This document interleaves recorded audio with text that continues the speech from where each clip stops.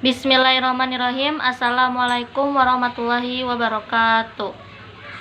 Oke, nama saya Nakamila dan sekarang saya akan mempresentasikan tentang Nahwu, yaitu pada Quran Surat Al-Anfal Surat 8 ayat 35. Bismillahirrahmanirrahim.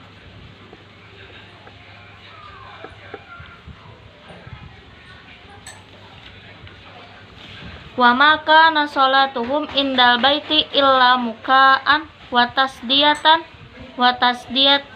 fadzukul adzaba bima kuntum takfurun.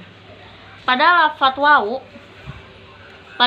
waw di sini yang dimana waw ini termasuk kepada salah satu huruf kalimat atau huruf yang dimana dalam suatu kalimat itu kan terdapat isim, fi'il, huruf, sama seperti ada dalam suatu bait alfiyah, yaitu kalamuna lafdun mufidun kastakim wasmun wa fi'lun summa harfunil kalim.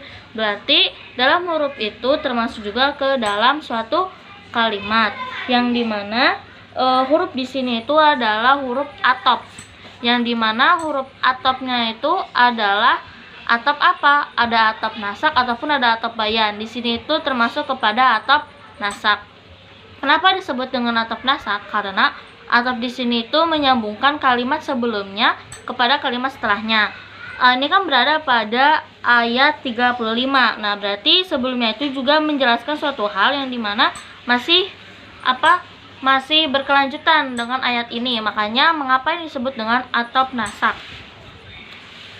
Lalu di sini ada lafadz kana. Lafadz kana ini adalah termasuk yang mempunyai beberapa teman atau akhwatnya seperti kana, amsa, asbaha, adhadola, batasoro, madala, mabariha, mafati'a, dan banyak sekali. Di sini banyak sekali akhwat-akhwat kana.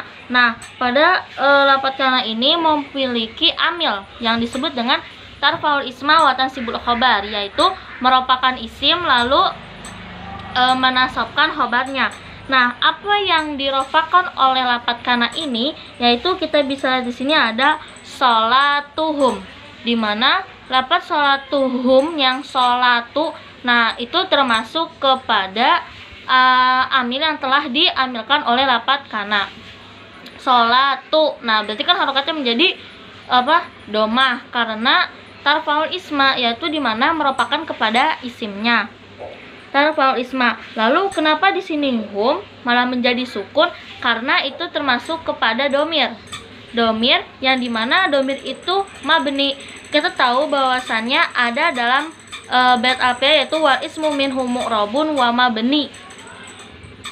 Wal ismu minhu mu'rabun wa mabni. Itu mengenai tentang mabni, yang dimana mabni itu tidak bisa diubah, malah tagoyaru bi akhiri bi amili. Jadi tidak ada yang bisa mengubah pada lafadz mabni karena itu sudah ditetapkan, walaupun itu ada amil ataupun apapun. Nah, karena isim domir itu termasuk kepada salah satu isim yang dimana itu tidak bisa diubah akhirnya, seperti lafadz hum di sini.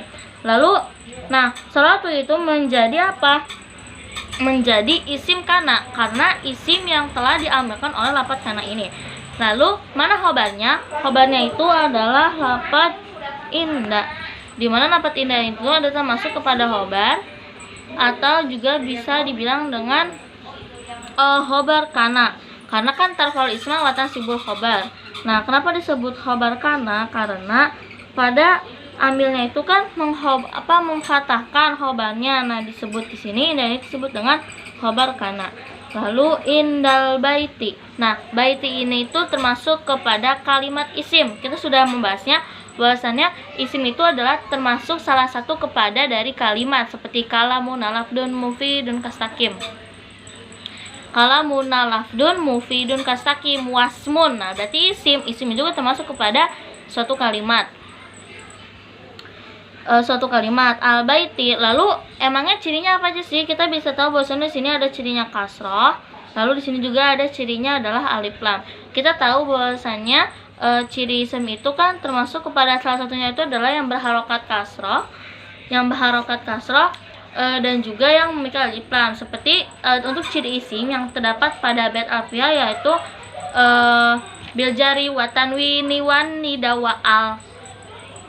Nah, di kita bisa tahu bahasanya bil jari bitanwini wan nida wa al. Nah, wa al. Nah, berarti kan termasuk kepada alif lam, yaitu ciri dari sebuah isim. Ilahnya itu adalah pengecualian, dan sholat mereka di sekitar Baitullah itu tidak lain hanyalah siulan. Mukaan. Nah, mukaan di sini itu bisa menjadi maf'ul. Di sini kan ada tandanya patah, karena maf'ul itu harus patah akhirnya, atau bisa disebut dengan tandanya itu adalah nasab. Nah, untuk lafaz sholatum ini bisa menjadi mubtada, lalu bisa menjadi selanjutnya itu adalah lafaz khobar. Lalu mukaan, wawnya ini juga masih termasuk kepada atop. Atopnya atop apa? Ada atop nasak, ada atop bayan. Nah, atop di sini itu menunjukkan kepada atop nasak, yang dimana atop nasak itu berfungsinya itu adalah untuk melanjutkan atau menghubungkan kalimat setelahnya. Watas diyatan. Nah, ini juga masih bisa disebut dengan maf'ul, karena kita bisa lihat di sini terdapat fi'il dan fa'il, yaitu pada lafaz sholatuhumnya. Nah, lalu di sini ada faduku. Nah, fa di sini itu menjadi fa jawab. Lalu syaratnya mana? Syaratnya itu bisa lihat di sini ada kan, tidak lain hanyalah, dan bisa dari sini seperti dalam sholatuhum indal baiti. Nah, di sini juga bisa menjadi syarat. Karena apa? Nah, kan dalam artinya itu menjelaskan bahwasanya dalam sholat mereka di antara sekitar Baitullah itu tidak lain hanyalah siulan dan tepuk tangan. Jadi maksudnya itu ketika orang-orang kafir itu yang ketika sedang melaksanakan ibadah mereka di Baitullah itu hanya dengan siulan ataupun tepuk tangan. Nah, karena di sini ada syarah, maka di sini juga ada jawabnya. Nah, mana jawabnya? Di sini ada faduku, itu menjadi fa jawab. Maka dijawablah bahwasanya maka rasakanlah azab disebabkan kekafiran. Nah, maka di sini dijawab bahwasanya atas apa ibadah yang telah mereka lakukan dalam sholat mereka yang di sekitar Baitullah itu, maka nantinya akan diberikan azab atas kekafiran yang mereka sendiri. Faduku di sini termasuk kepada fi'il. Nah, fi'ilnya itu adalah fi'il amar. Kan maka rasakanlah, berarti itu adalah suatu perintah yang memang tidak bisa dipungkir lagi, karena itu adalah suatu peringatan. Fadukul azaba. Nah, di sini menjadi maf'ul karena di sini itu terdapat fi'il, fa'il, dan juga ada maf'ul. Nah, untuk fi'ilnya itu kan di sini ada zuku. Nah, wawnya itu bisa menjadi domir, yaitu yang menunjukkan kepada fa'ilnya, kan kepada mereka. Berarti jadi fi'il, fa'il, dan juga maf'ul. Nah, maf'ul itu adalah azaba. Nah, maf'ul itu adalah salah satu isim yang dimana itu harus dinasabkan, yang dimana berada pada fi'il, fa'il, dan yang dimana berada pada setelah fa'il, karena disitu kan ada fi'il, fa'il, dan maf'ul. Azaba bima. Nah, bima di sini itu termasuk kepada huruf jar, yang dimana huruf jar itu adalah salah satu huruf yang apabila bertemu dengan salah satu huruf jar kan ada 9, yaitu ada min, ila, an, ala, fi, ruba, ba, kaf, lam. Lalu itu juga kan bisa menjadi salah satu kepada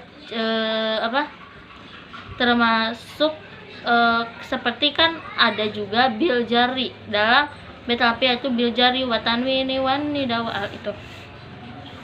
Bima kungtum. Nah, pada lafaz kungtum ini itu yang dimana berasal dari kata kana ditambah dengan antum. Lalu karena ada kana dan juga antum, maka berubah menjadi kuntum. Kan kana, kanu, kanat gitu. Kuntum. Kana, kanu, kanat, kanata, kunna, kunta, kutuma, kuntum. Nah, itu kan menjadi kuntum. Asalnya itu kan adalah lafaz kana dan juga lafaz antum. Lalu di sini kana dan antum. Lalu sini ada takfurun. Nah, takfurunnya itu adalah termasuk kepada fi'il mudhari, Yang sini ada huruf mudhari'ahnya, yaitu adalah huruf ta. Karena kita tahu bahwasannya fi'il mudhari fi'il mudhari'ah itu kan ada 4, ada alif, ada ya, ada na, dan juga ada ta.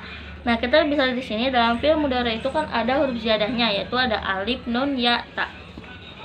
Alif, nun, ya, ta. Lalu di sini juga bisa bertemu dengan jama' mudzakkar salim karena ada penambahnya, yaitu adalah waw dan nun.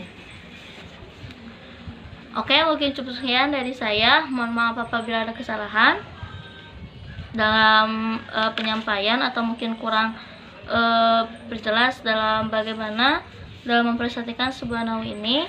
Cukup sekian dari saya, yaitu Hana Kamila. Wassalamualaikum warahmatullahi wabarakatuh.